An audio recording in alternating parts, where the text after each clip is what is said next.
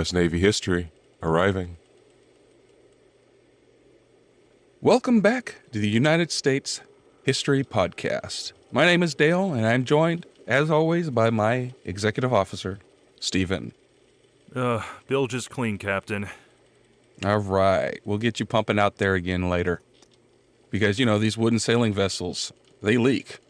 Yeah, I can't wait till we replace it with something newer, less leaky, and prone to sinking. It's going to be a while. So we're going to continue on with the War of 1812. Let's get underway. So, earlier in London, on May 11th, an assassin killed Prime Minister Spencer Perceval, which resulted in Lord Liverpool coming to power. Liverpool wanted a more practical relationship with the U.S.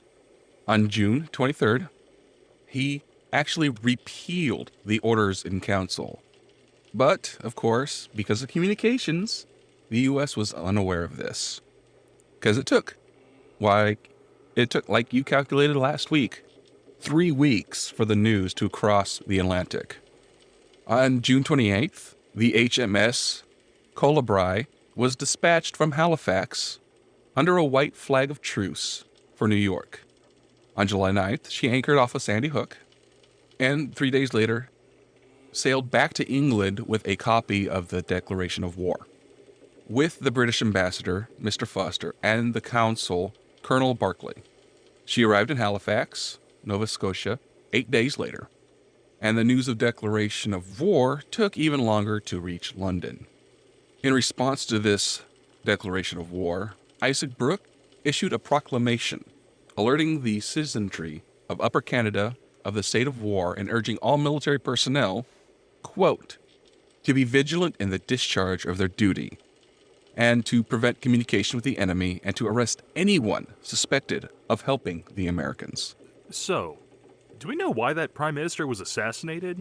I can only assume it was something unrelated. Because last week, war was declared, and then this week you open with, and the Prime Minister is assassinated. It's like, holy crap! American agents right out the gate going for the leadership. Wow. Well, he was shot dead in the lobby of the House of Commons by a man named John Bellingham, which was he was a merchant in Liverpool, and with a grievance against the government. He was caught, tried, convicted, and sentenced to death. He was hanged 1 week after the assassination. And fun fact, Perceval remains the only British Prime Minister to have been assassinated. So completely unrelated, just weird timing. Yeah, he ticked off his own people, and his own people decided to take him out. And so the new guy, less of a war hawk, probably won't know, ever, how much he was willing to compromise with America in regards to the UK trying to play Big Brother. But as soon as he sent over the document saying, hey, guys, let's sit and talk, the ship arrived and it's like, oh, that's a declaration of war. We probably don't need this one anymore. This seems a little more pressing.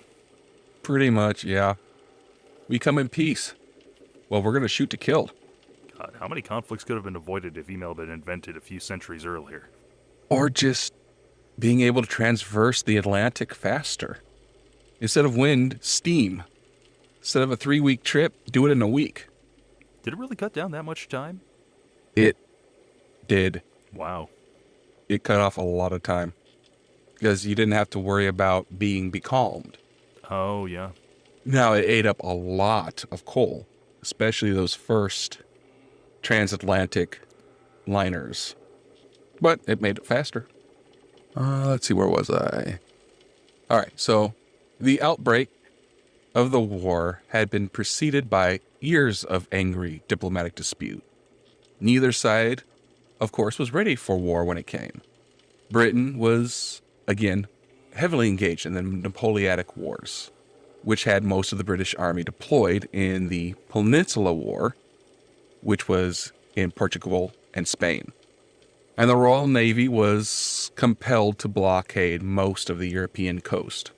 The number of British regular troops present in Canada in July of 1812 officially was around 6,034, which was also supported by Canadian militia. Throughout this war, the British Secretary of State for War and the Colonies was the Earl of Bathurst.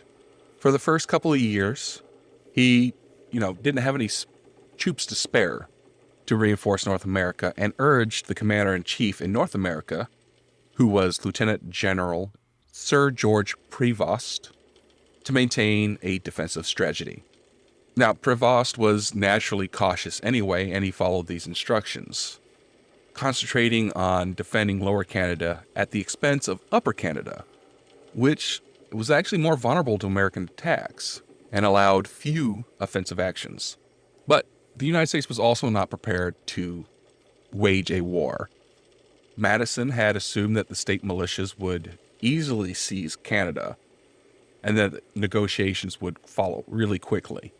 The regular army consisted of fewer of 12,000 men. Now, Congress authorized the expansion to 35,000, but the army was voluntary and unpopular. It didn't pay very well, and there were only a few trained and experienced officers, at least initially. The militia objected to serving outside of their home states, and they were not open to discipline. So they performed poorly against British forces when not on their home turf. Now, America's fight of the war suffered from being very unpopular, especially in New England. There were a lot of anti-war speakers that were very vocal over there. Quote, 2 of the Massachusetts members of Congress, Seaver and Widgerly, were publicly insulted and hissed on change in Boston, while another, Charles Turner, member of the Plymouth District and Chief Justice of the Court of Session for that county, was seized by a crowd on the evening of August 3rd and kicked through the town.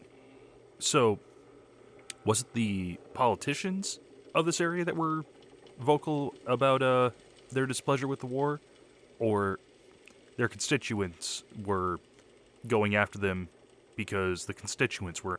I think it was both. Okay. Depending on where you live, depends on how you were affected by the actions of the British. Right.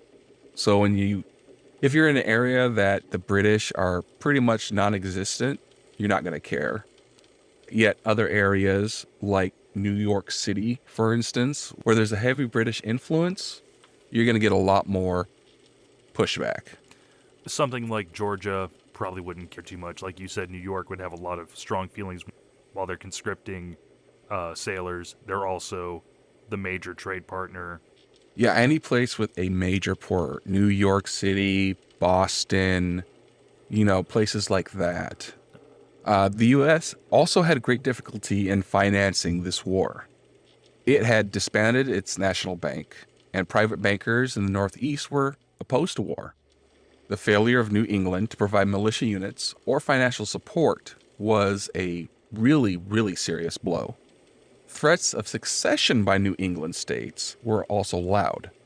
Britain exploited all these diversions, blockading only southern ports for much of the war, and encouraging smuggling. Sorry, that just amuses me that before the Civil War, there was almost a secession crisis in the North. Well, the Civil War, the South was trying to succeed. Right, that's what I'm saying. Like, before the Civil War, I had never heard before that the North had northern states had almost seceded as well in decades prior to the Civil War. The entire area is in turmoil. It has been for a very long time, and it's a new nation. People are trying to figure out where they belong, and if they even want to belong. Right. This area was probably heavy in British colonists, either immigrants or national-born loyalists to Britain. And plenty of people are probably thinking, hey, maybe we didn't do it right 3 decades back, Right. Because remember that the loyalists went up north to Canada, where Britain still had colonies. So there's no reason that we can't assume that a lot of them stopped in Maine and in these other areas. And if modern politics is anything to go by, it's usually the folks in their 50s and up that are in office. The guys that may have been fighting in the revolution are now the ones sitting in office and having second thoughts about what happened. Right. These guys could have been drafted into the revolution because there was a lot of that going on as well. So it's like, we were drafted into this fight. We didn't like this fight in the first place. Let's not do it again. So on July 12th, General William Hull led a invading American force of about 1,000 untrained, poorly equipped militia across the Detroit River and occupied the Canadian town of Sandwich, which is now a neighborhood of Windsor, which is in Ontario. By August, he and his troops, which now numbered 2,500, with the addition of 500 Canadians, went back to Detroit in retreat and surrendered to a significantly smaller force of British regulars. Regulars being actual British regulars are regular British soldiers trained, paid by the British government. Okay. And they also had Canadian militia and Native Americans, and were led by British Major General Isaac Brock and Shawnee leader Tecumseh. The surrender cost the United States the village of Detroit and control of most of the Michigan territory. Several months later, the U.S. went back a second time, this time at the Niagara Peninsula. On October 13th, the U.S. were again defeated at the Battle of Queenston Heights, and General Brock was killed. Now, military and civilian leadership remained a crucial American weakness until about 2 years later. The early disasters brought about American unpreparedness and lack of leadership, and drove the U.S. Secretary of War William Eustis from office. Now, John Armstrong Jr.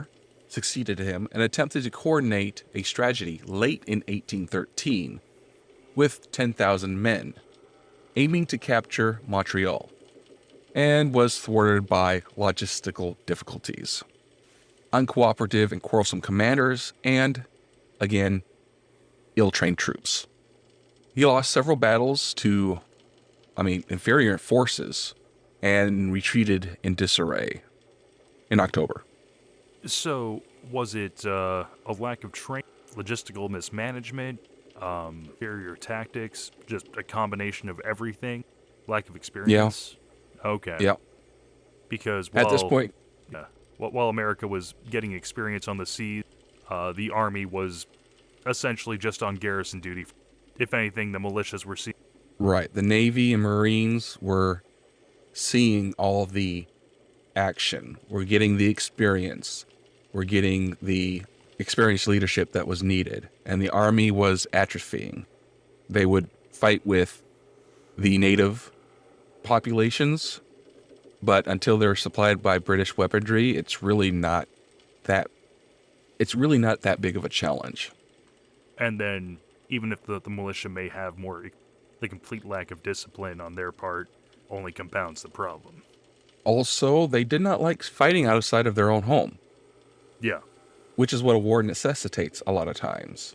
You have to bring all your troops together in areas to actually advance to where you need them to go. And a lot of times you're not going to be fighting at home. So it's... You were saying President Madison was expecting the taking of Canada, for the most part, to be a leisurely stroll past the Great Lakes. And then, in Quebec, that might be a little more difficult, but the Canadians will happily help us take Quebec. Yeah, he thought that he would just march in, say, hey, we're here to free you from the British, and they would be like, great, let's do it. But that's not the way it happened. He was very overconfident about the politics in the Canadian regions. Well, I can only hope the Navy does better when we get...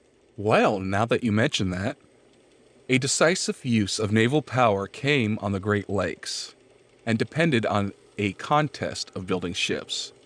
The U.S. started a rapidly expanded program of building warships at Sackett's Harbor on Lake Ontario, where 3,000 men were recruited, a lot coming from New York City. And they built 11 warships early in the war. In 1813, the Americans won control of Lake Erie in the Battle of Lake Erie and cut off British and Native American forces in the west from their supply base. Then they were decisively defeated by General William Henry Harrison's forces on their retreat towards Nigeria at the Battle of the Thames in October 1813. Tecumseh was a leader of tribal confederation. He was killed and his Indian coalition disintegrated, while some natives did continue to fight alongside British troops. They only did so as individual tribes or groups of warriors, where they were directly supplied and armed by British agents. The U.S. controlled Western Ontario and predominantly ended the threat of Indian raids supplied by British in Canada and in the American Midwest, thus achieving, a basic war goal: stop those attacks. Yeah.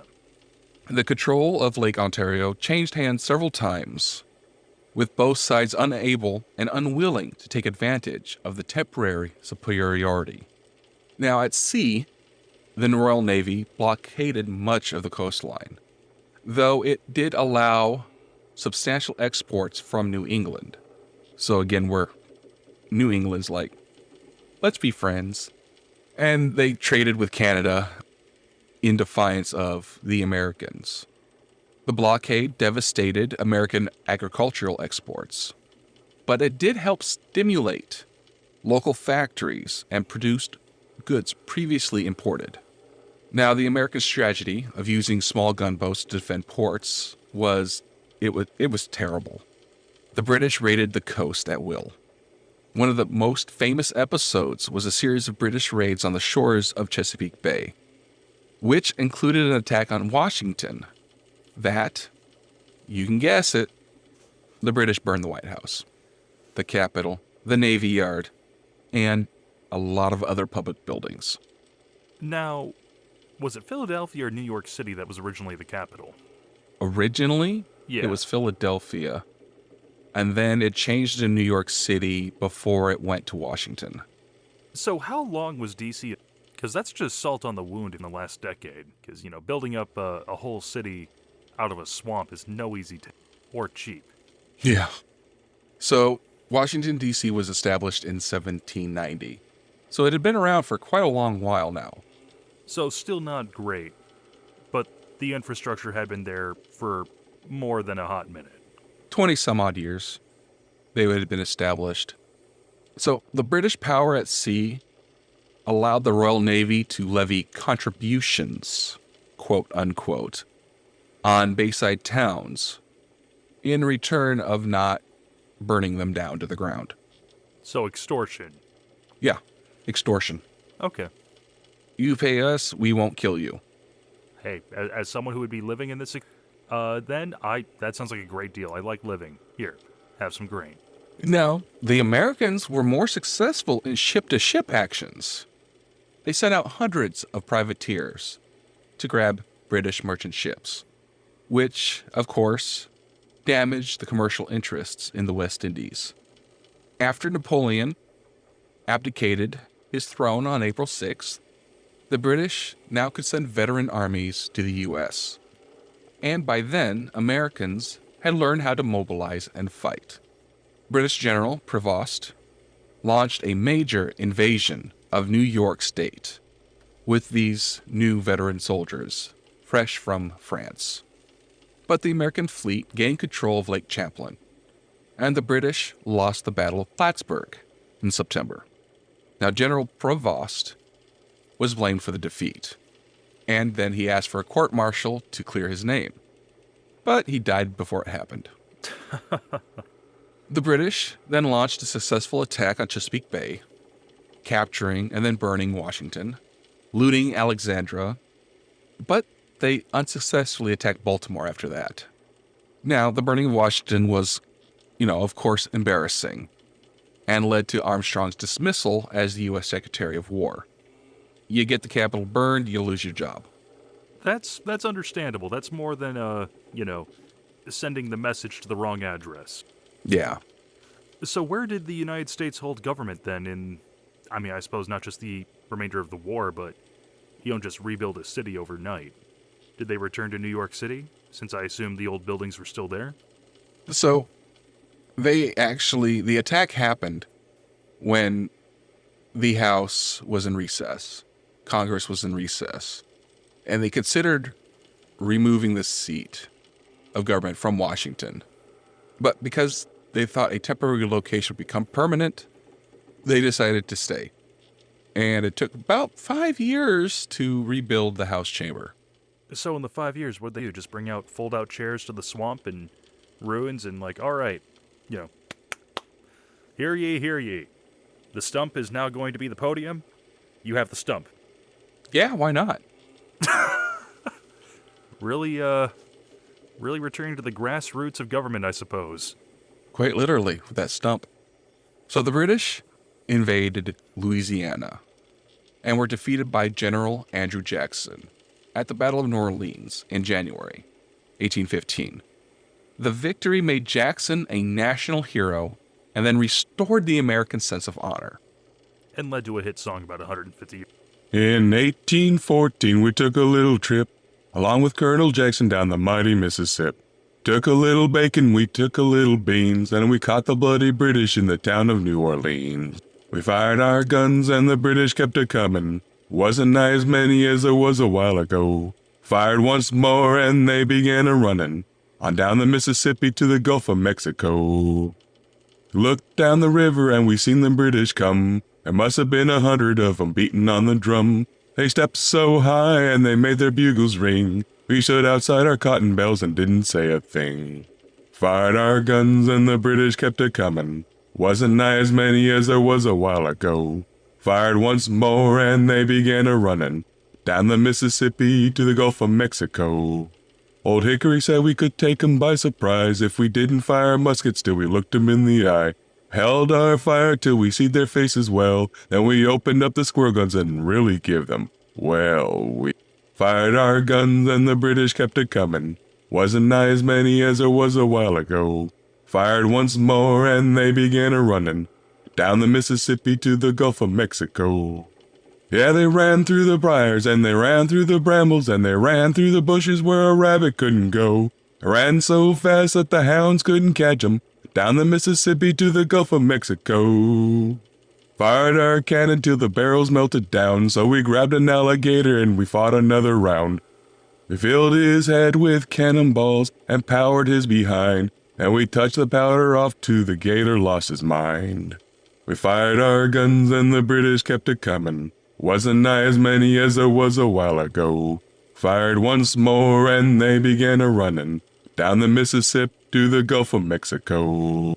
Yeah, they ran through the briars and they ran through the brambles and they ran through the bushes where a rabbit couldn't go. Ran so fast that the hounds couldn't catch 'em down the Mississippi to the Gulf of Mexico.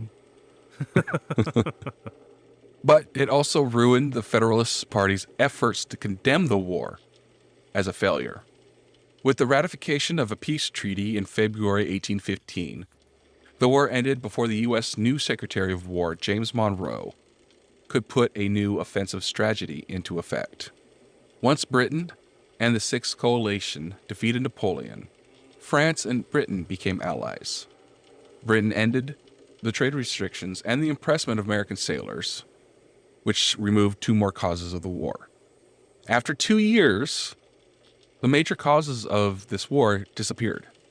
So neither side had a reason to continue or a chance of gaining a decisive success to compel their opponents to cede territory or give advantage placement for peace terms.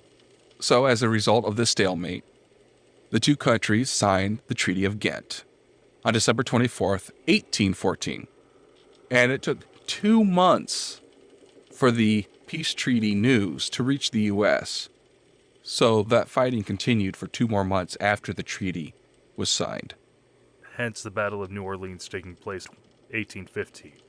Exactly. The war fostered a spirit of national unity and an era of good feelings in the U.S. and in Canada. And it also opened a long era of peaceful relations between the United States and the British Empire. At long last, we were now friends. It only took 2 wars. 2 wars, 30 years, a burned capital, an assassinated prime minister that we do not have anything to do with. Yeah. So now we're going to get a little bit deeper into these 3 theaters, if you like.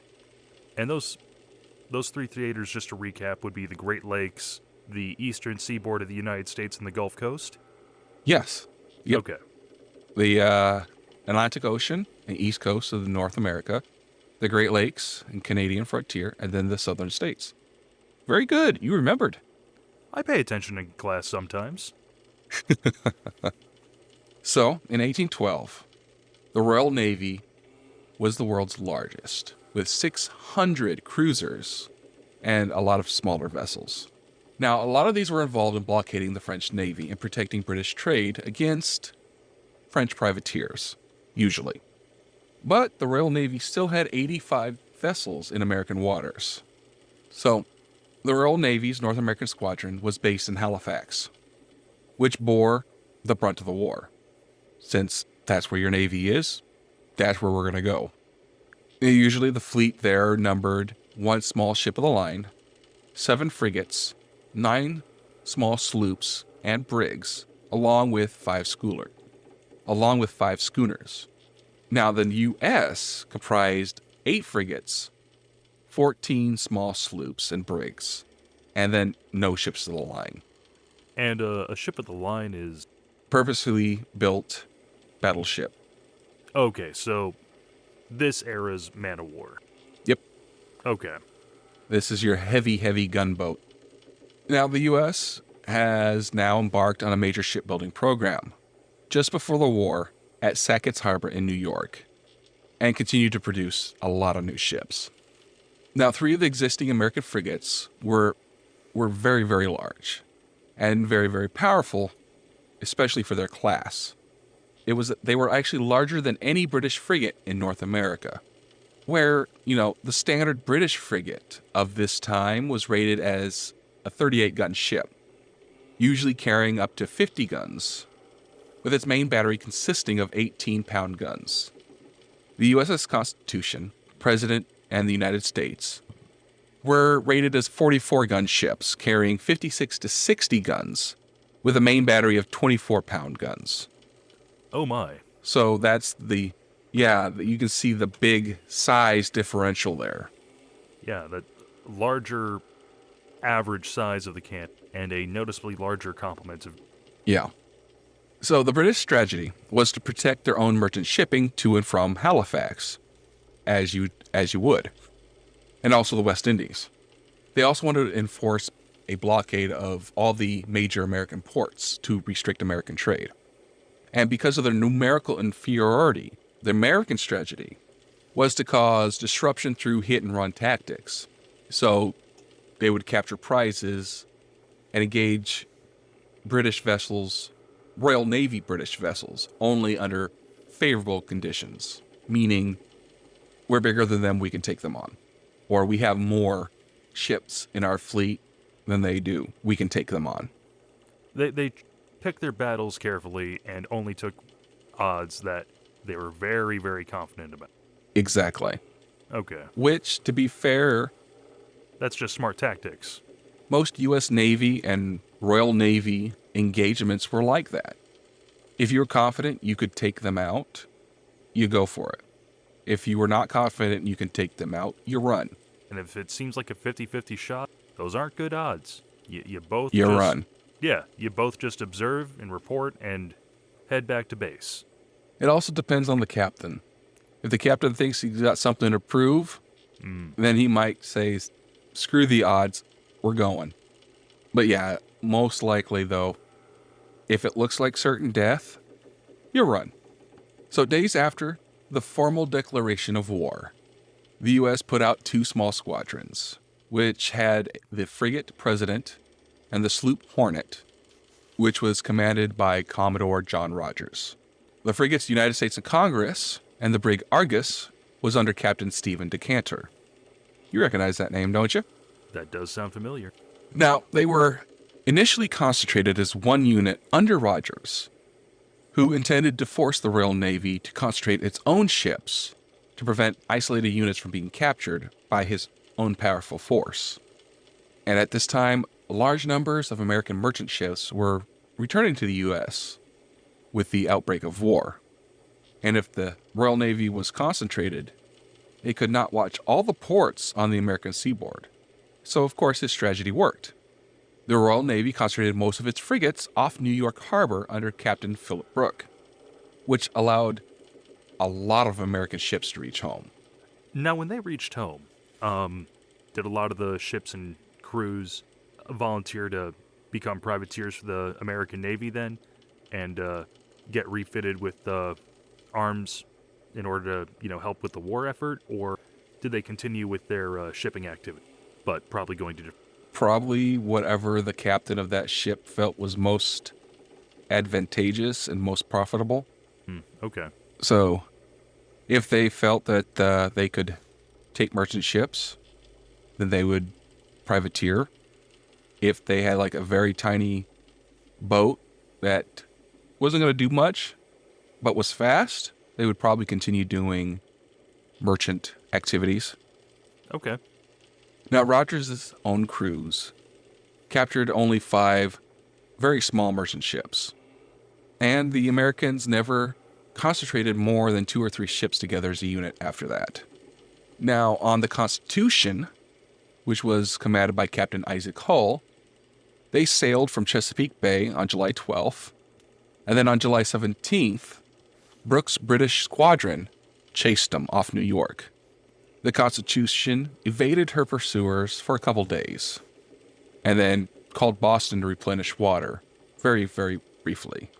The Constitution then engaged the British frigate HMS Guerriere, and after a 35-minute battle, Guerriere had been demasted and captured, and then was later burned.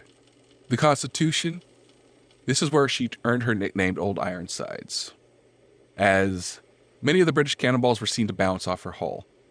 This is what we were discussing about a few episodes ago about armor. Okay.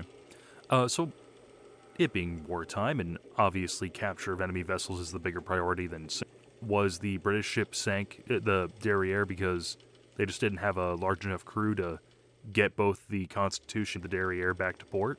It was either because of crew complement or because she was damaged so much that they couldn't, it would be infeasible to refloat her and put her in commission.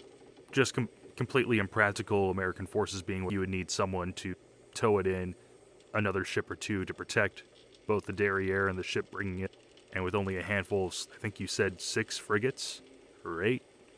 Yeah, it wasn't very many ships yet. Yeah. Okay. Well, we'll get into more of that when we actually get into the actual battles. Right now, we're just doing a overview of everything. I see. So, once I'm able to dive into the battles, we should be able to uncover more information. Oh, okay. So, Hull returned to Boston and claimed a significant victory over Guerriere. And then on October 25th, the United States, which was commanded by Captain Decantor, captured the British frigate HMS Macedonian, which he then brought back to port. Good man. At the end of the month, the Constitution sailed south, now under the command of Captain William Bainbridge, which is another name we know. And on December 29th, off of Brazil, she found the British frigate HMS Java. After a battle lasting about 3 hours, Java struck her colors and was burned after being judged unsalvageable, which is probably what happened with the Guerriere. Okay. The Constitution, however, pretty much was undamaged. So the successes gained by the 3 big American frigates forced Britain to construct 5 40-gun, 24-pound heavy frigates and 2 spar-decked frigates, the 60-gun HMS Leander and HMS Newcastle, and to raise 3 old 74-gun ships out of the line to convert them to heavy frigates. The Royal Navy acknowledged that there were factors other than the greater size and heavier guns. The U.S. sends sloops and brigs, had also won several victories over Royal Navy vessels of approximately equal strength, and the American ships had experienced and well-drilled volunteer crews. The enormous size of the Royal Navy meant that many ships were short-handed, and the average quality of crews suffered. The constant sea duties of those serving in North America interfered with their training and exercises. So, this is another big difference between volunteer crews and crews that are forced into service. Okay. And those ships the heavy frigates that were commissioned, Mhm. that isn't just, you snap your fingers and then, oh, hey, look, I have a trio of new heavy frigates. Go on and sail to the new world. Give 'em hell. That takes time. It does take time. How long are we talking from commission to actually being seaworthy and battle ready? As long as the supply lines are fine, couple months. Oh, wow, that's home contractors. What are you... If the British Empire can get heavy frigates in a matter of months, what are you doing taking over a year on some of these projects? Well, nowadays, boats are a lot more complicated than they were back then. That sounds like an excuse.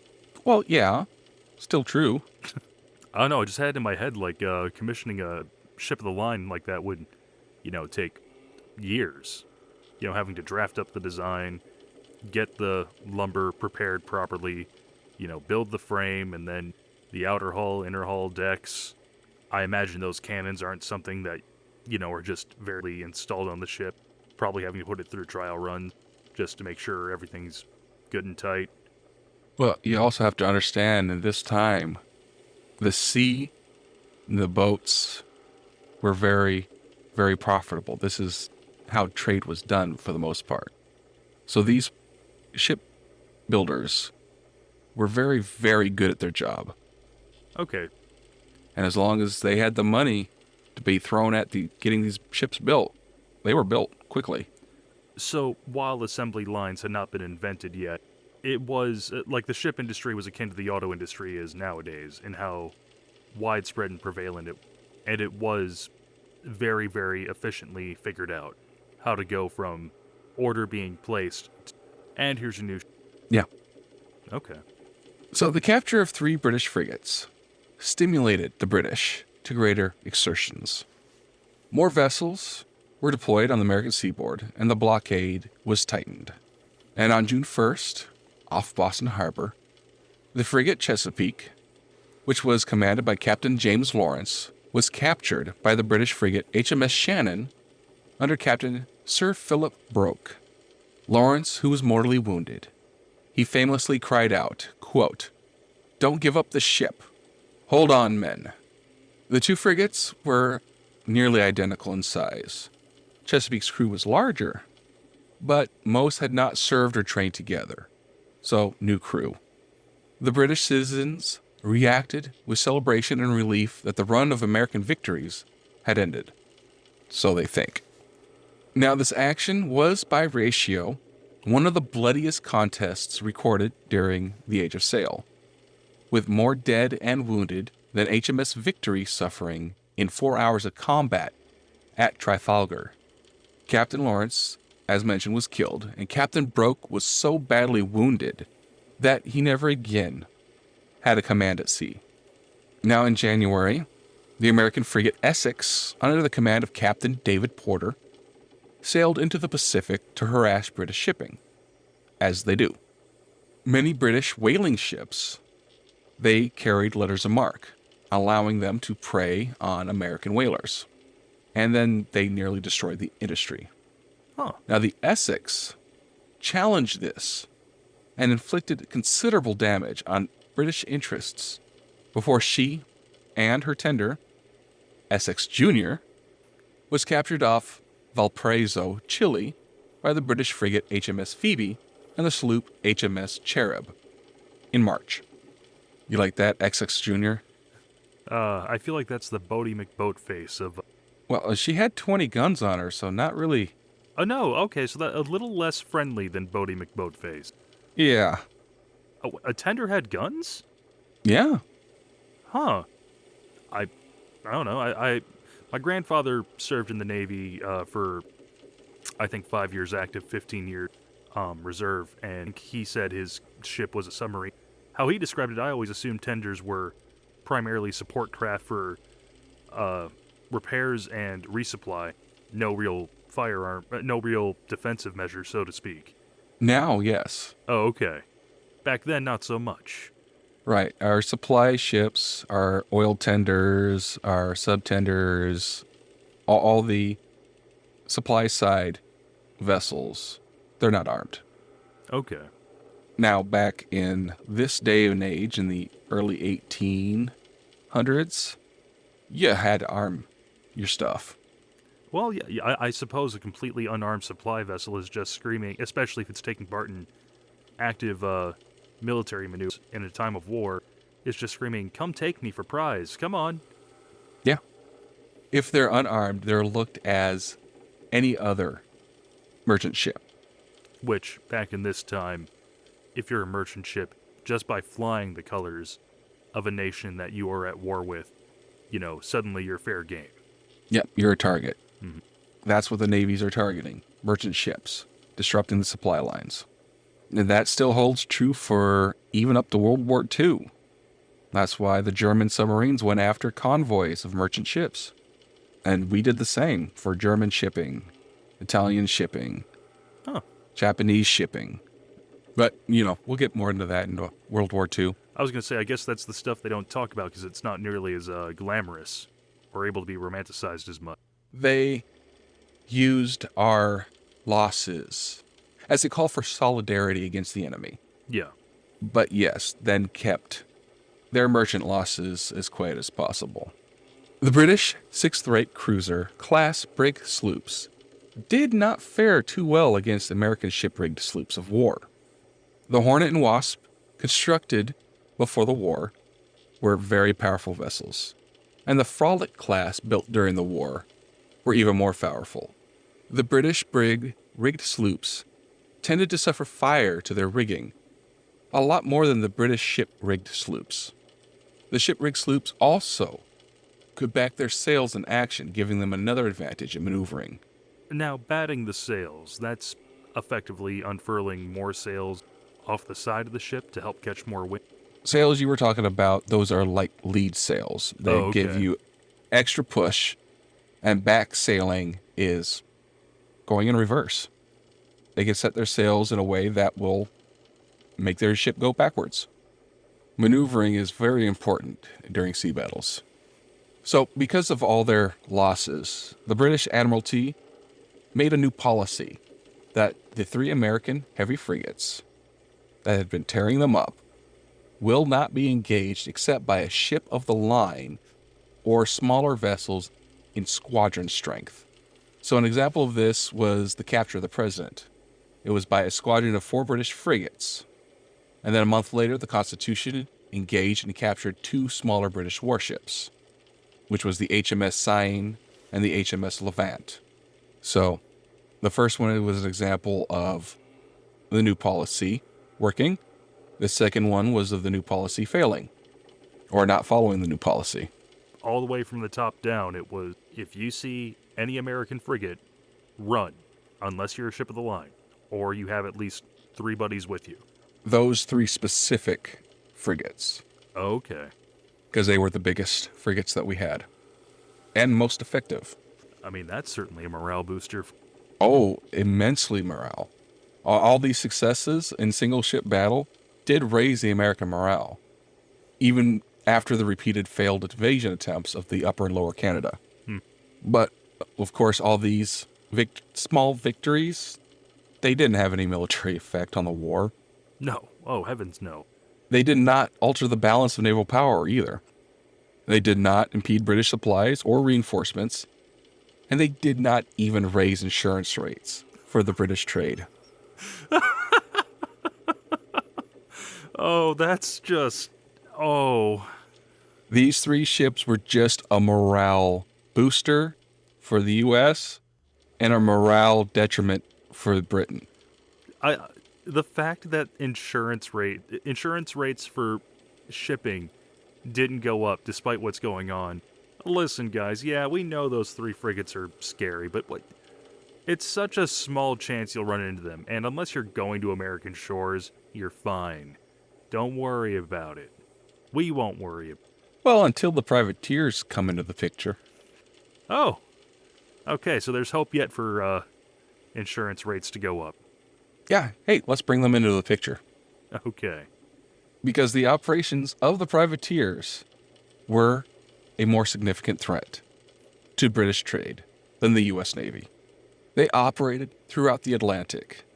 And, of course, they continued until the end of the war, and probably, a few months afterwards. They sailed most notably from ports such as Baltimore, and they reportedly took 1,300 British merchant vessels. Now, the U.S. Navy only took about 254. That's not chump change. Now, the insurer, we're going back to insurance, Yeah. of Lloyd's of London reported that only 1,175 British ships were taken, 373 of which were recaptured. So they only had a loss of 802. And I say only, it's a lot. Only with an asterisk. And then the British were able to limit privateering losses by the strict enforcement of convoy by the Royal Navy. So we're back to establishing convoys again. And by capturing 278 American privateers. Now, because of the size of the British merchant fleet, Americans' captures only affected about 7.5% of that fleet. So it didn't result in any supply shortages or lack of reinforcements I mean, that's for the That's British. still a lot of material goods, though. I mean, in militaries being decimated, just losing 10% of your forces, it sounds like the civilian shipping fleet lost almost 10%. Yeah, Still a significant number. 10% is 802, according to British numbers. Right. Like, no, in the grand scheme of things, the 8,200 ships that were active at the start of the war, having about 7,200, you're still fine. Mm-hmm. But in the purposes of material gains for America, that's still quite a bit. Even if only half the ships were able to be brought back for prize. Now, here's something that's surprising. The British did not rely as much on privateering. I mean, that makes sense considering having their navy. Right, because they are just fresh off of a war, they still had their navy built up. So the majority of the 1,407 captured American merchant ships were taken by the Royal Navy. This war was the last time the British allowed privateering, since the practice was starting to become politically inexpectant and the diminishing value of maintaining its naval supremacy. Now, privateering remained popular in British colonies. This was also the last hurrah for privateers in Bermuda, who vigorously returned to the practice after experience in previous wars. The Bermuda sloops captured 298 American ships. Oh my. Yeah. And private schooners based in British North America took 250 American ships and proved very effective in crippling American coastal trade and capturing American ships closer to shore than the Royal Navy cruisers. So, as someone who has grown up in the midlife, I must ask, did we have piracy on the Great Lakes? Or I should say privateers? Because I'm enjoying the picture in my head of just, some Wisconsinite. Hey there, you dirty British. Get the heck off my lake. Yeah, there was piracy on the Great Lakes. Ah, Wisconsin. Stay classy. Up till about the turn of the 20th century. What? Yep. Oh my. Dan Seavey was the last pirate, operating until February 14th. Or at least he lived until February 14th, 1949. Oh, well, I think we have a Valentine's. He was a sailor, fisherman, farmer, saloon keeper, prospector, U.S. Marshal, thief, poacher, smuggler, hijacker, human trafficker, and timber pirate in Wisconsin and Michigan. There's a biography I need. Dan Seavey. He's writing it down, folks. So, the small British North American squadron had difficulty at the beginning of the war in blockading the entire U.S. coast. faced by the need to convey vessels against American privateers. However, as additional ships were sent to North America in 1813, the Royal Navy was able to tighten the blockade and extend it, first to the coast south of Narragansett, and by November to the entire American coast by May. So I think that's where we're going to leave it for today. Thank you guys for joining us. If you'd like to contact us, you can do so at usnavyhistorypodcast@gmail.com. And please share this podcast with your friends. We're all going to grow with your help. Any last words, Steve?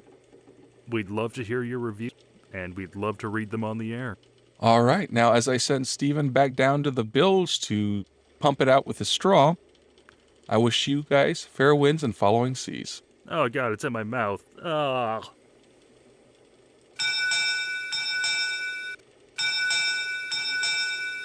U.S. Naval History Podcast, departing